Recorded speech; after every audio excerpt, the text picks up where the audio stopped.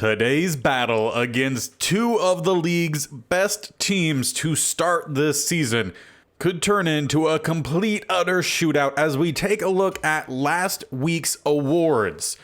Justin Jefferson and Shaka Toney won it for the NFC, but just look at Jefferson's stats. 7 catches, 231 receiving yards, and 2 receiving touchdowns. He also had 2 carries for 16 yards and another touchdown. For us, Shaka Toney had 5 tackles, 3 sacks, and a forced fumble on our way to a dominant win against the Philadelphia Eagles, who were led by Kirk Cousins. So there is a new quarterback in town for Minnesota, and it's looking like they're having one of their better seasons, at least compared to what Madden typically allows them to do. So this could turn into a shootout. We're going to have to make sure that 1, our offense can keep up, and 2, see if our defense could also make some big plays, limiting their offense, and try to come out of this with another win. So let's jump in and try to get that job done.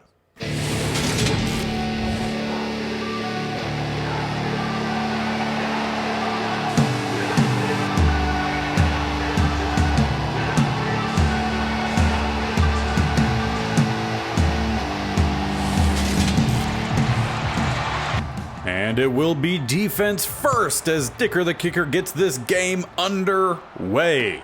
They will not return, elect for a touchback starting at the 25. The Vikings' new quarterback Rollins, wearing number 12 here, has started the season off really well. 12 touchdowns, only 2 interceptions, 1,500 yards. Obviously with a lot of help from some good guys around him. Mostly Justin Jefferson, but they also have Hawkinson here, still have Cook. Didn't trade him away or release him. They actually ended up not trading him away. Don't know how we couldn't have gotten a 7 or even a 6 for him. And I do say we because the Vikings are my favorite team. You can see one of their jerseys in the background of my face cam thing. At least it's an older jersey. With a pass to the outside, wide open, Jefferson gets his first catch, shakes off one tackler, gets dropped by Amadi close to midfield. And that's really what we're just going to have to try to find a way to limit. We had him on third down, 3rd and 7, giving up far too much on that down as they go with a run. Cook with a cut towards the middle. Should have stayed more to the outside. We'll see how much they get him involved. You know, a typical KOC playbook, going to have a little bit more pass than rush as Cashman can't quite get back there. They'll dump this one off to someone who's wearing Thielen's number. Not sure if that is still Thielen or not. Be a little sad if it isn't. Someone already took his number. As they go with a fake jet sweep, Cook down the middle will get the first and a few extra down to the 35. Pretty easy moving so far for the Vikings offense, and that's something that, you know, we figured could happen as they will spread wide here. Check more to a zone then. Maybe that'll help us out a little bit. Maybe it won't. But we'll see. We don't have great man cover linebackers, so if we could get a pass rush, Shaka Toney forces the fumble, and Tristan Hill recovers. That sack puts Shaka Toney atop the league in sacks. Well, it definitely wasn't a perfect start for the defense, but they got the job done. Now our offense will have a chance to take a lead as we hand this one off to Borghi, who will try to juke around Harrison Smith. Well, he's kind of run through him. Get a gain of about 8 on play 1. And he continues to just be a dominant force here for us, just very consistent. And that's something that we don't always have in this series, and something we rather like as a sack comes in from the right side. That's Montez Sweat. Cody had a great game on the ground last week with 2 rushing touchdowns. Unfortunately, that means he doesn't have great stamina for this week, as we are going to find Julio Jones across the middle for a 4th and 2. And of course, we're going for it here, bringing out Tyler Huntley.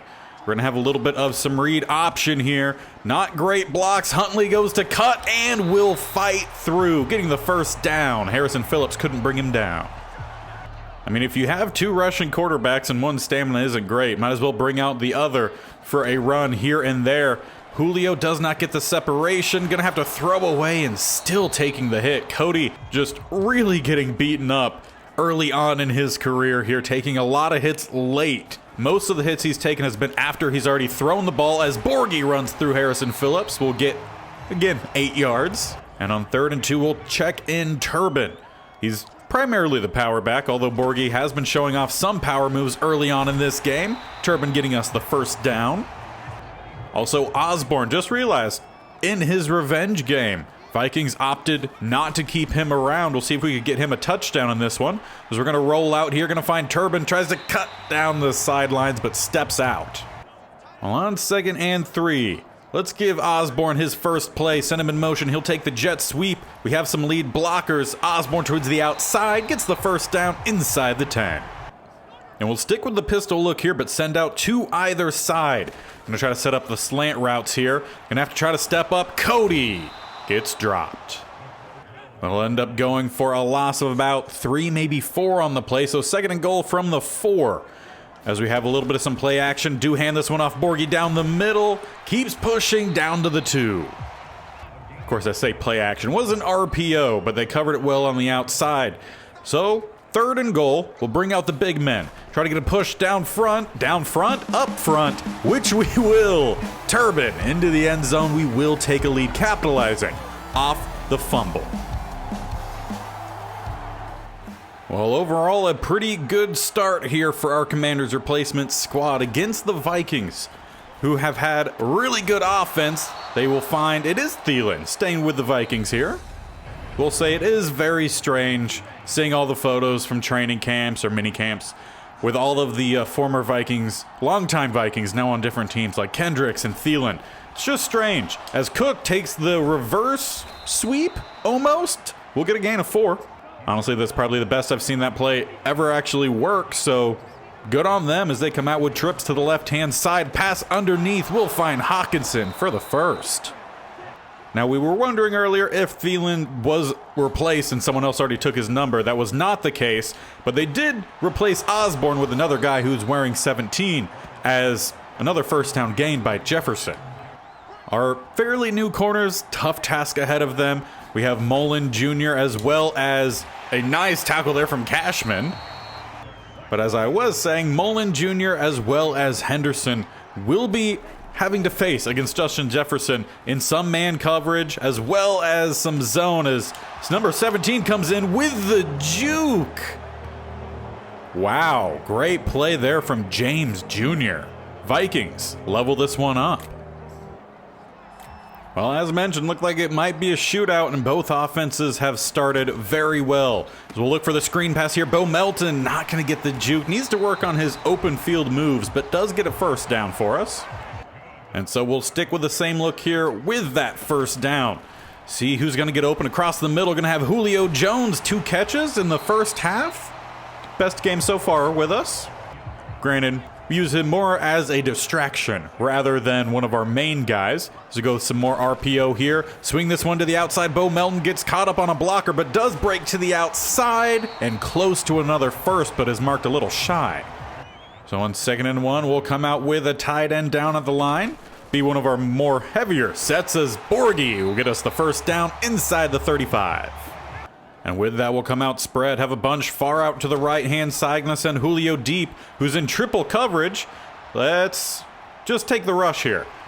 He'll be close to another first down, gain of 8. Could have possibly waited, tried to see if one of those receivers to that right-hand side could have gotten open, but just better to take what they give you as they give us another first down here. Now, close to the red zone here, just inside the 22. Let's go with a play action. Have some guys stay underneath, gonna have to roll, and not much opening up. What if we underthrow it? We'll find Alton Campbell down to the 5. Great play there, keeping the play alive by James Cody. Now with a 1st and goal, how about a run out pass here? We have a receiver open. Osborne not gonna get in. That pass too far to the inside. If we keep it on the outside, it's a touchdown. But instead, we'll wait till after the 2-minute warning, sending Turbin out once again to capitalize off some great blocking. Cuts to the left, walks in untouched. 2 on the day for Turbin. Well, so far, all drives but the one that ended in a fumble for the Vikings have ended with 6 points. We'll see if that continues as a sack party in the backfield. McGee there will get credit for the full sack. Shaka Toney, very nice. Let him get it. Now that is something we're going to need to see a lot more. We really are only getting sacks from Shaka Toney. The rest of the line, pretty light, as a great play here from the backup tight end. Wow. How many broken tackles was that? 3, maybe 4? There was no stopping him. He gets the first down on a play that should have been potential, I don't know, sack perhaps, and no penalty. Okay, there it is. I'm like, you have to throw the penalty on that. Was not necessary. So with that penalty, Vikings down to the 12. Could have easily just knocked it away. Instead, they try to make a flashy play, or not even flashy play, a dumb play. Flashy play would have been at least trying to get the interception. Instead, just pulling back on JJ's shoulders. I mean, let the man at least attempt to make a miraculous catch as Dana misses out on the sack. Here comes Shaka Toney, also misses, and Thielen down into the end zone. Really? I don't know about that, but they're going to give it to him. Well, with less than a minute on the clock before half, can we get anything going here? Just to try to take somewhat of a lead into half. Julio can't bring it in.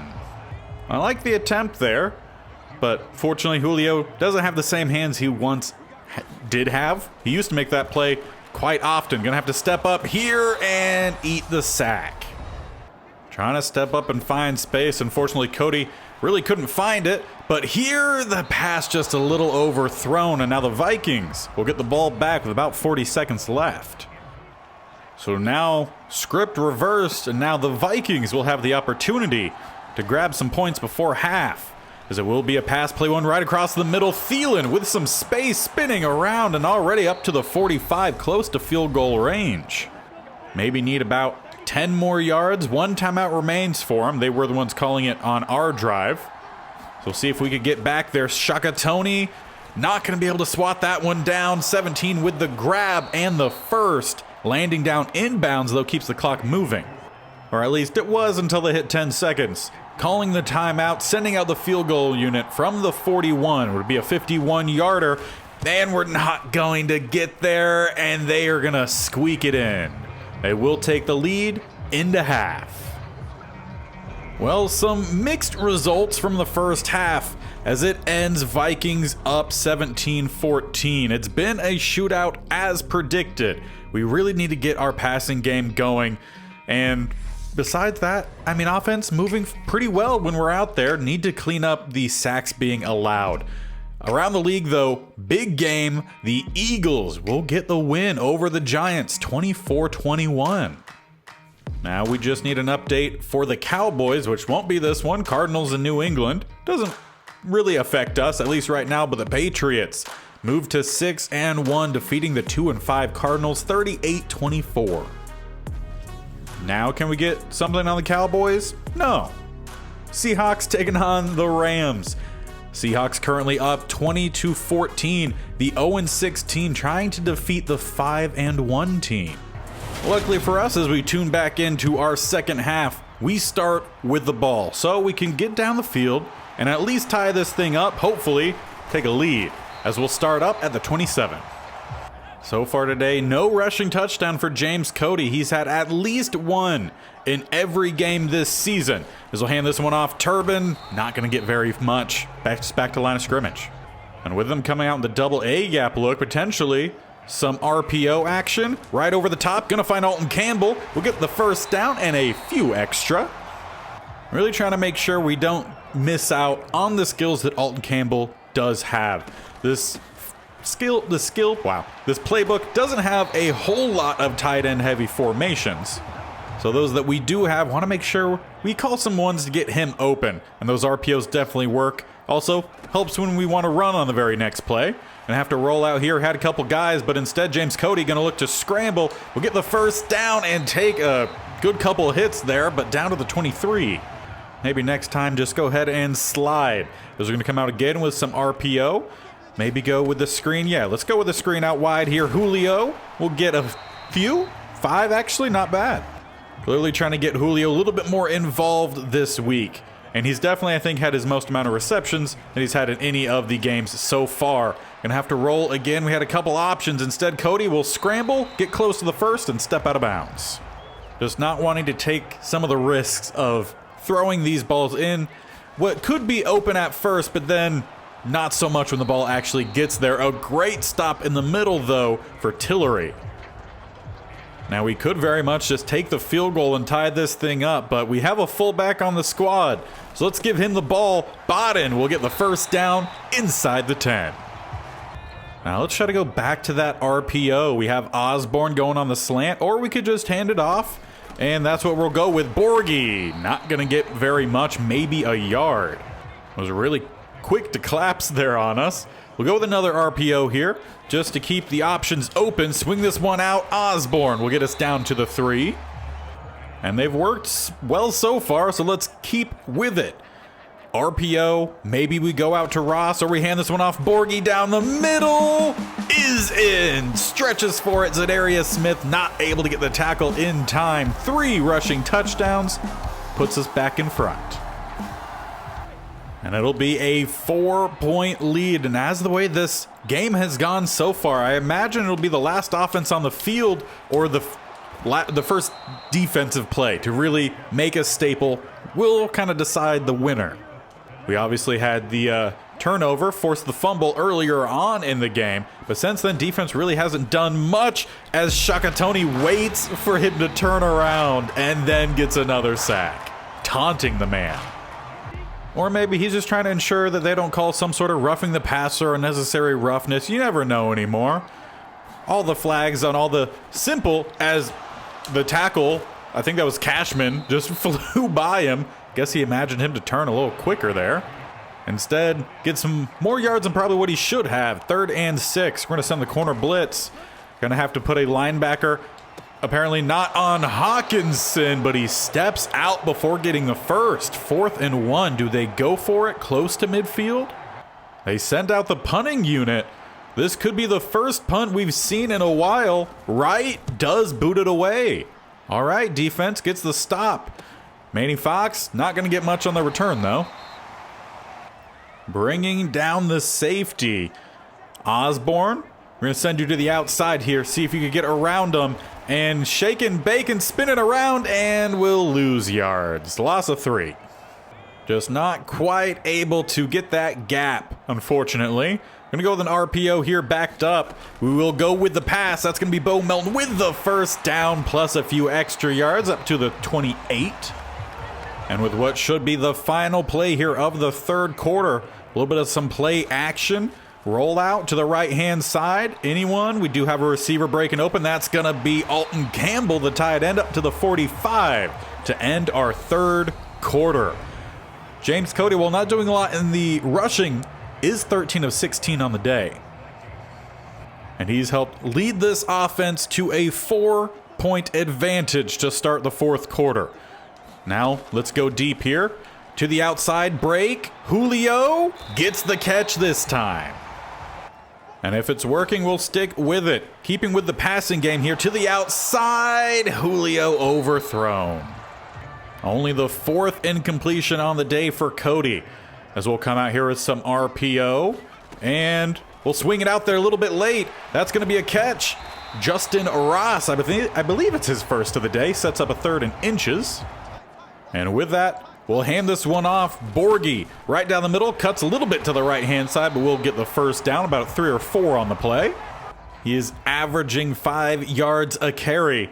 As we're going to have Osborne go towards that back pylon. Also, really hope Campbell goes just right down the seam, which he will. Put that one out in front as the defenseman comes in collapsing. Great play there from Dantzler. If he didn't come crashing over, that could have been a touchdown, but a great play from the defense. Will be, what, 5th incompletion? Need to get back on track here. Let's just toss this one to Osborne, who will not get by Kendricks. So 3rd and 11 here. We're going to have Campbell go with an in route to the line to gain. Justin Ross going deep, but does not matter. Sack comes in back at the 40. That right side of the line has been an issue all season. We might need to look for a potential new starter out there, but luckily Dicker, the kicker, will put this one right down the middle.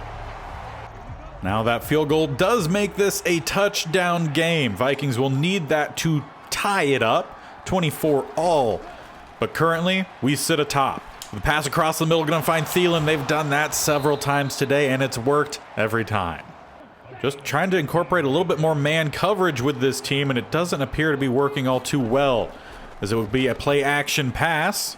Guys coming across to Mahdi, going to get out there, and actually, over on the right-hand side, great coverage. I believe that was maybe Henderson, actually. Thought that was where Mullen plays, but Henderson over there at least right now. With a dual running back set to the outside, Henderson swats that one away. Could have possibly been an interception, but he went with a safe play.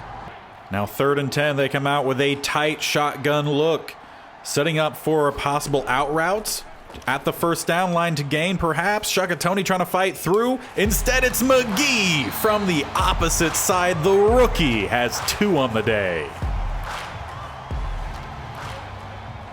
And what makes it even better for McGee is he's doing it against one of the best left tackles in the league. So that's great to see, as a near fatal shot there to Borghi. Luckily spins off most of it. Harrison Hitman has that name for a reason. Luckily he came up just a little bit off for a lucky cut late. Kind of saved Borghi there, as that's going to be a pick. Going to be a 6. Bynum. The opposite way. Intended for Osborne. Pass just slightly overthrown. And it'll be a tied game. 3 minutes left. Well, Cody started off really accurate today, and with all the hits that have come in, you can tell that they've kind of taken their toll. But luckily that one accurate, gain of 8 on first down. But it does really emphasize the poor play we've seen from that right tackle spot this season. I believe it's at this point close to 10 sacks given up in only about 6 games, as Andre James gets up a little slow, favoring that right leg perhaps. So he'll head to the locker room to get that one checked out. I think Billy Price now will come in, moving to center. He's been playing one of our guard spots, as Borghi takes the handoff. Don't mind the hurdle, was about to throw it, but handed off instead, works out fine. Now after the 2-minute warning, early indications are that the injury to James isn't significant, but might limit his play from here on out, as, okay, we're going to throw out that way. That works fine for me, I guess. Figured we'd throw out to the left-hand side considering we were so close there, but that works. 3rd and 5. Hard count, no one jumps. Gonna have to go with a pass across the middle or step up. James Cody will get the first, sliding down, avoiding any contact. Now we do have about 1.5 minutes, now under, left on the clock here. We're gonna need some points, as Borghi has the space and will take a hit from Lewis, but get a few extra yards out of it. Now the funny part here is Osborne has been our best receiver, but in this game he's almost been non-existent. We'll go with one of his better plays here, covered pretty well. Across the middle, Julio with the catch inside the 15. So in Julio's best game with us, it's been Osborne's probably worst game. I don't know if it's nerves just from going up against his former teammates or not, but I would have liked to get him a touchdown here. But we're going to go with a read option. James Cody has had a rushing touchdown in all games up to this point. We'll see if he can get it here as a flag comes down. We're just tried to avoid the hit. Still comes in as a flag is also in. That one gets called on the rookie Bobby Murphy, who has had quite a few already in this game. Luckily, they've just been on plays that it really hasn't mattered much. But still not great, as we're not really getting a guy open, and a bad pass, too much to the inside. Waste our opportunity to essentially walk this game off. Cody trying to find a underneath pass similarly to what we did to Alton Campbell earlier in the game. Instead, too far to the inside makes it easy for Andrew Booth to get the pick. Good tackle there from Cashman. Again, Vikings do not have any timeouts remaining, so they're going to have to get down the field in a hurry. If we could cover all the outsides, that works well. Throw away, we'll take it. Already 3rd and 5 here. If we could get a quick sack, get the ball back quickly, we'll maybe have a chance. They go with a run down the middle. Cook will convert. And with that, they'll go straight into hurry up. Again, no timeouts, lofting this one up, and Thielen almost came away with it. Instead, it hits the turf, and we'll have 2nd and 10 with 25 seconds left. Will be another rush, and this time it opens up down the middle. Cook gets to about the 42. Maybe time for one more play here, as we called the wrong play. I did not want to bring the blitz as no one is getting home. How have we not sacked them? They will get the catch down at the 1. Flag is in. Luckily, the flag comes in, but it essentially works as a free timeout for the Vikings, as they will send everyone deep to the sideline. They go. JJ, actually that was Thielen, not going to get the catch. Into overtime we go. Really botched this one. Should have been able to get the win easy in regulation time. Instead, we'll get the ball to start overtime. Well, James, Cody, you have a chance to clean things up here. It hasn't been a great game in terms of turnovers. We need to clean up the turnovers, and a lot of that just goes down to stamina. And as we've talked about the right tackle being an issue, if we could get that cleaned up, I think Cody will have a far better season. But we're going to start with a run down the middle. Borghi fighting through, gets the first down. That rush puts him over 100 on the day. 17 rushes, 104, and a touchdown. As we're going to send Osborne in motion, he'll take the jet sweep with some lead blockers. Borghi does really well. Great tackle in open field from Dantzler. And we'll stick with that same look, but go with the play action. Try to get someone deep. We really haven't had much of a deep passing game in this one, or really much of any good passing game in the second half. I think all the hits Cody's taken really taking a toll. He'll probably need to sit in the ice bath for about 24 hours after this one. Run down the middle. Borghi does what he does best. Now, I will say where we have seen success this second half in the passing game is on the RPOs. So let's go back to it. As we will swing this one out. Going to get Bo Melton to the outside, get the first down and out of bounds. And I think the reason these work is you really just take whatever they give you. Whether it's going to be on the inside or on the outside. We'll hand it or not hand this one off. I held down the button, but I guess Madden wanted to give Cody another good shot. So that'll back us up to 2nd and 14, sitting right on field goal range, although this seems a little far back to me, but if it's what our range is, I'll take it. Gonna have an open receiver, sit right in that pocket. Bo Melton, nice job. And we'll go right back to the RPO, although Borghi is huffing and puffing a little bit. So let's swing this one out then. Bo Melton will get about an extra yard. And we'll bring out Turbin here, give him a break, give Bo Melton a break. No one else is getting a break, though, so we're going to hand this one off right down the middle. Turbin cuts to the left-hand side, gets down to the 10, leaving 3rd and 1. Now on 3rd and 1. Sprint out pass to the right-hand side. Is anyone going to get open? Not exact. Why are you diving like that? Do not give me a heart attack. Well, luckily, we do hang on to it and have a 1st and goal. With another RPO here, we'll hand this one off down the middle. Borghi will walk us off his 2nd touchdown of the day, and it will be a victory. Defense makes the plays they needed to. Offense didn't quite help them out later in that game.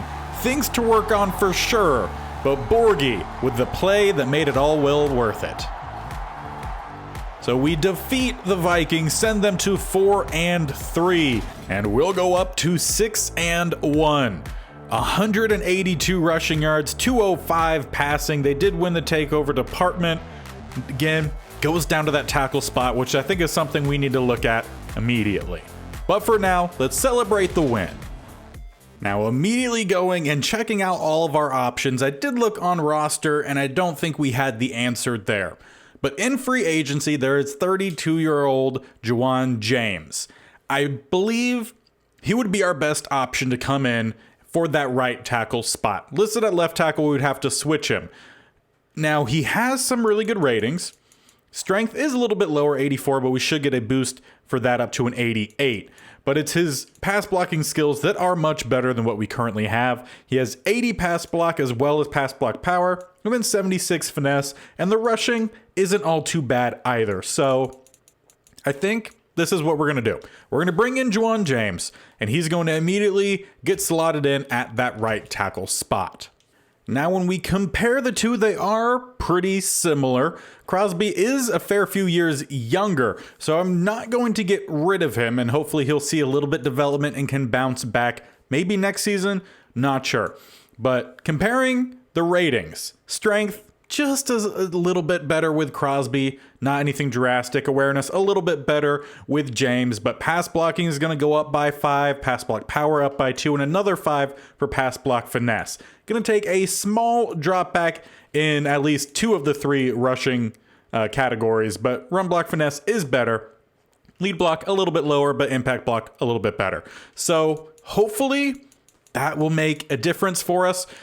Now, Terrell Crosby has been pretty solid for us in past seasons. As we take a look at those past seasons, he was only really with us last year. 12 sacks, not awful, less than 1 a game, but not even halfway through this season, already has just about given up that same amount of sacks, which is the reason he's getting taken out of the starting lineup. We're going to keep him, as mentioned, as a backup. We do need to make space on the roster, so I think that's going to end up being Wyatt Davis getting tossed. So unfortunately, he is going to be released.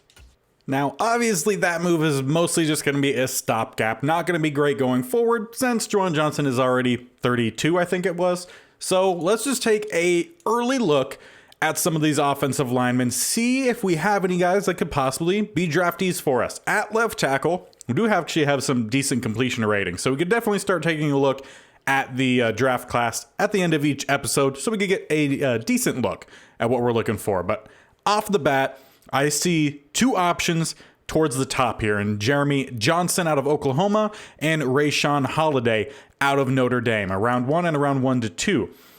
Again, really brief overview, not going to go too in depth on these guys, but just start to build a little bit of a board here. I see at least the best possible ratings, all A's and B's, and that's kind of what I look for. Guys like Brian Bayless as a round 1 to 2. I see the C pass block. Definitely not going to work for me as a tackle, potentially as a guard, but earlier on, I don't want any of these guys' ratings to be a C. Now, over at left guard, there's only the best possible guy is a round 2 to 3 Alex Mooney out of UCF, and there is some intrigue there. So I'm going to put him on the board as well. If you can pick him up in the 2nd to 3rd round and all the ratings are towards the higher end, being again A's or B's, that would be solid. Similarly here to Don Ross out of Ohio State, around 3 to 4, top end, all A's and B's. Unfortunately for Rakeem Rucker, not going to get there with the D run block. At center, round 1, George Picard out of Oregon. Again, all A's and B's for the top end. Justin Amaro, going to miss out with the F run block. I would definitely never draft anyone with a F run block. At right guard, it's actually not the top guy, but the second guy in Charlie Zimmer, despite actually going down 1 spot. Again, I see all A's and B's up top. That looks good to me. Julian Cox out of Ohio State does have the C run block, so I'm not looking for that in the first 2 rounds. But rather late on, a potential undrafted in Tim Strickland, Penn State, still at right guard. Top end looks really good, so I'll put him on the board as well. Might be a sleeper. And even further down, Chase Michaels out of Louisville. Again, potential undrafted, top end, looks good. And I'm finding several possible sleepers here. They might end up tanking as we get more information on them. But Kendall Barnes out of Michigan, another potential undrafted, top end, all good.